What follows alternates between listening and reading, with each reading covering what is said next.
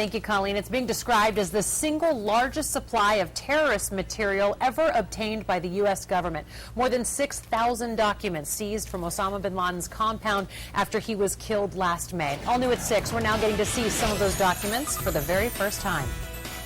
When Navy SEALs raided a Pakistani compound last year, there was more at stake than just taking out Osama bin Laden. The leader of al-Qaeda was holed up with thousands of documents, audio recordings, and videos saved on computers, hard drives, and more than 100 other devices.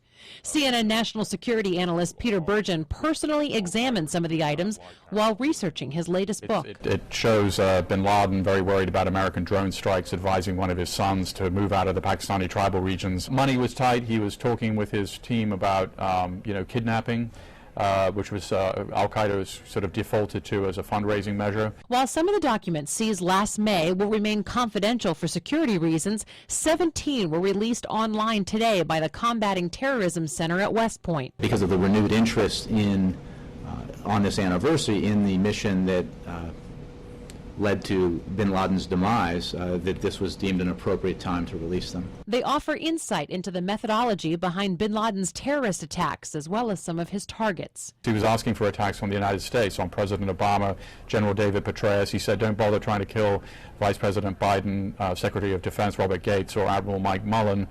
We really should focus on these two guys. The information extracted from bin Laden's personal terrorism cove can help the U.S. government better prepare troops on the ground overseas and better anticipate threats directed at U.S. soil.